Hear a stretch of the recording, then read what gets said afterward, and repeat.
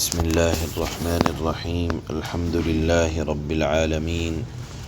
اشہد ان لا الہ الا اللہ وحدہ لا شریک لہ واشہد ان سیدنا ومولانا محمدا عبدہ ورسولہ اما بعد فاعوذ باللہ من الشیطان الرجیم بسم اللہ الرحمن الرحیم والمرسلات عرفا فالعاصفات عصفا والناشرات نشرا فالفارقات فرقا فالملقيات ذكرا عذرا أو نذرا إنما توعدون لواقع صدق اللہ مولانا العلی العظیم۔ یہ سورت 29ویں پارے کی آخری سورت ہے۔ اس کو سورہ مرسلات کہا جاتا ہے۔ شروع کی 7 آیتیں پڑھی گئی ہیں۔ 7 آیتوں میں سے 6 آیتوں کے اندر اللہ نے مختلف ہواؤں کی قسم کھائی ہے، اور آپ جانتے ہیں کہ قسم کھائی جاتی ہے معنی کے اندر تاکید پیدا کرنے کے لیے، اور اہل عرب کا یہ دستور تھا، پہلے بتائی جا چکی ہے یہ بات، کہ جب وہ کسی بات کے اندر معنی کے اندر گہرائی کو پیدا کرنا چاہتے تھے تو قسم کھا کر ارشاد کہا کرتے تھے۔ چونکہ قرآن بھی عرب کی زبان میں نازل ہوا، اس لیے قرآن میں بھی اللہ نے مختلف چیزوں کی قسمیں کھائیں تاکہ اہل عرب کی فصاحت و بلاغت کی کوئی قسم قرآن پاک میں رہنے نہ پائے، کیونکہ وہ یہ سمجھتے تھے کہ فصاحت و بلاغت کا اعلیٰ معیار یہ ہے کہ بات کو مؤکد کرنے کے لیے، وزن پیدا کرنے کے لیے قسمیں کھائیں۔ حق تعالیٰ نے بھی یہاں قیامت کے دن کی اہمیت کو واضح کرنے کے لیے 6 چیزوں کی قسمیں کھائیں،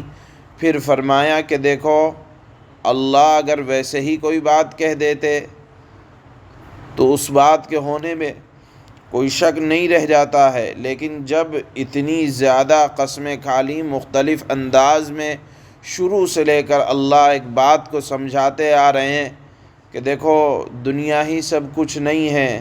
یہاں سے جانا بھی ہے اور اس دنیا کو ختم بھی ہونا ہے، لہذا یاد رکھو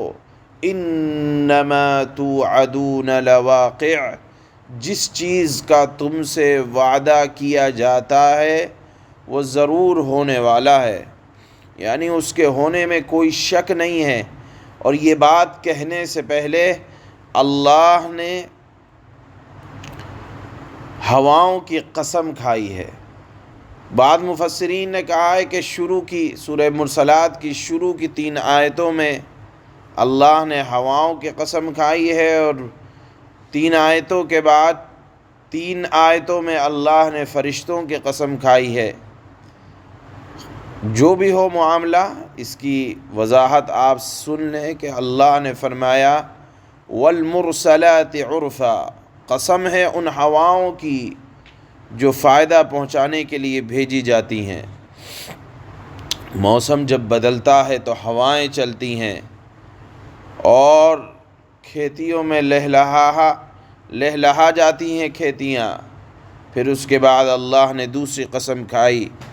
فالعاصفات عصفا، پھر قسم ہے ان ہواؤں کی جو تیز و تند ہو کر چلنے لگتی ہیں۔ دوسری آیت میں وہ ہوائیں مراد ہیں جو طوفان کی شکل اختیار کر لیتی ہیں، کہ جن ہواؤں سے سمندروں میں طوفان آ جاتا ہے، بڑے بڑے جہاز الٹ جاتے ہیں، جن ہواؤں سے سمندر کا پانی جوش مارتا ہے اور آبادیاں طوفان کی وجہ سے تباہ و برباد ہو جاتی ہیں۔ تو تو یہ تو قسم کھائی، لیکن کیوں کھائی اس کو سمجھ لیں کہ دیکھیے پہلے ہوا جو چلتی ہے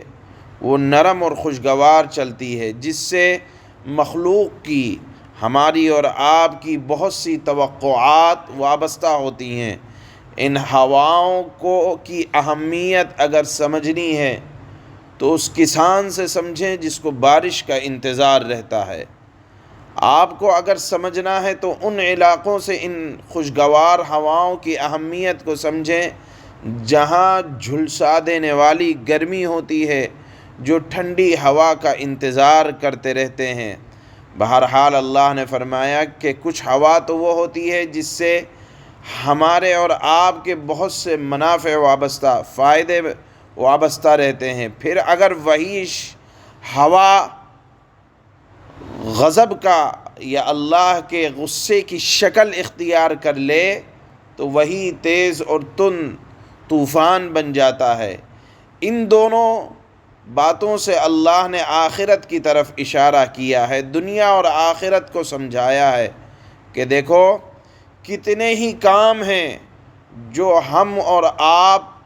دنیا میں کرتے رہتے ہیں، جن سے ہماری بڑی بڑی امیدیں وابستہ ہو جاتی ہیں کہ میں ایسا کر لوں گا، آنے والی زندگی میری آسان ہو جائے گی۔ ہم بظاہر رات اور دن اپنے فائدے کی بات کرتے رہتے ہیں، یقیناً یہ اچھی بات ہے، لیکن اس فائدے کی بات سے آخرت سے آدمی غافل نہ ہو جائے، اس لیے اللہ نے فرمایا فَالْعَاصِفَاتِ عَصْفًا کہ دیکھو اتنا مشغول نہ ہو جانا کہ آخرت کو بھلا بیٹھو۔ اگر تم نے آخرت کو بڑی بڑی امیدیں لگا کر دنیا میں آخرت کو بھلا بیٹھے تو اب یہی نفع بخش کام قیامت کے دن اپنی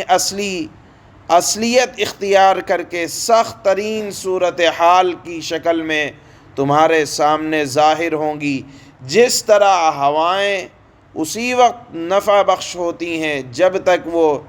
بہترین انداز میں چلتی رہتی ہیں، اور جس وقت وہ طوفان کی شکل اختیار کر لیتی ہیں تو نقصان کا ذریعہ بن جاتی ہیں۔ اللہ نے اشارہ کیا کہ دیکھو دنیا میں کام کرتے رہو لیکن آخرت سے غفلت مت برتنا، اگر برت دی تو یہی نفع بخش کام تمہیں طوفان کی شکل میں نظر آنے لگیں گے۔ یہ جواب قسم یہاں آیت کے اندر پوشیدہ ہے جس کی وضاحت ضروری رہتی ہے۔ پھر اللہ نے قسم کھائی وَالنَّاشِرَاتِ نَشْرًا، قسم ہے ان ہواؤں کی جو بادلوں کو اٹھا کر پھیلاتے ہیں جس کے بعد بارش ہونے لگتی ہے، یعنی موسم کے اندر وہ ہوائیں تبدیلی لایا کرتی ہیں۔ فَالْفَارِقَاتِ فَرْقًا، پھر قسم ہے ان ہواؤں کی جو بادلوں کو متفرق کر دیتی ہیں، یعنی بادل آئے، بارش برس گئی، اب وہ بادل چھٹ گئے، موسم کھل گیا۔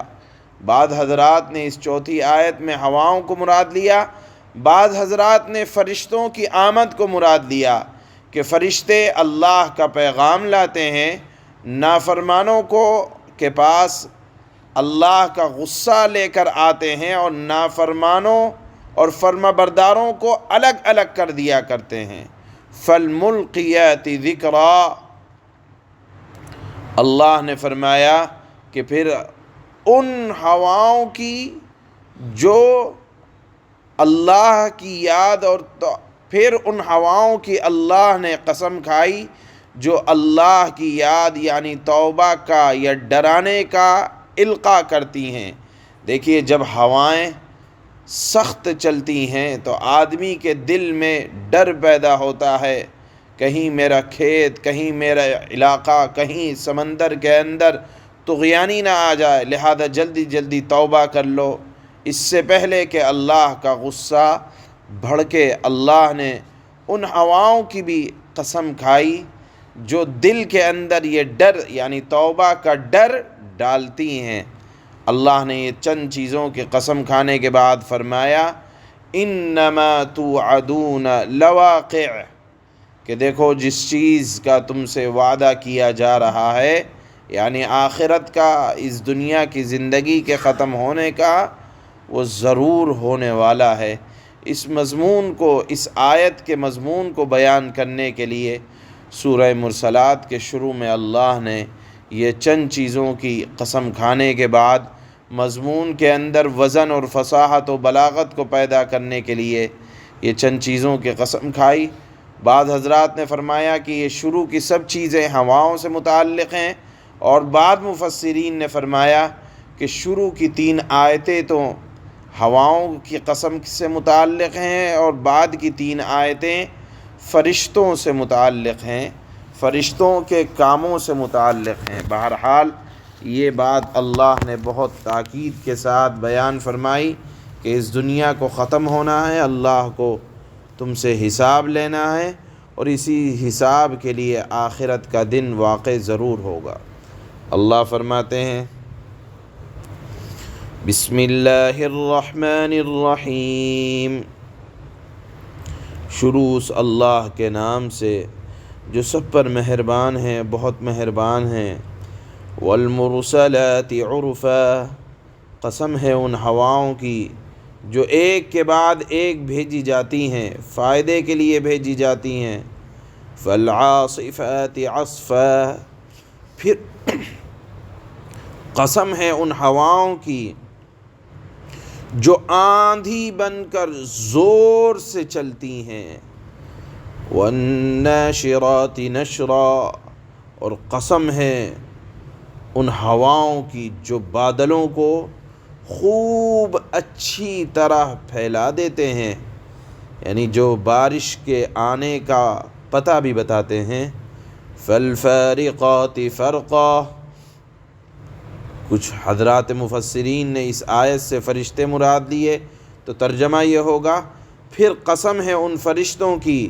جو حق اور باطل کو الگ الگ کر دیتے ہیں۔ فالملقیات ذکرا، پھر نصیحت کی باتیں نازل کرتے ہیں۔ عذرا او نذرا، جو یا تو لوگوں کے لیے معافی مانگنے کا سبب بنتی ہیں یا ڈرانے کا۔ انما توعدون لواقع، اتنی باتوں کی قسم کھانے کے بعد اللہ فرماتے ہیں یقیناً وہ واقعہ، یعنی آخرت کے متعلق، آخرت کا دن، قیامت کا دن ضرور پیش آ کر رہے گا جس کا تم سے وعدہ کیا جا رہا ہے۔ سبحان اللہ۔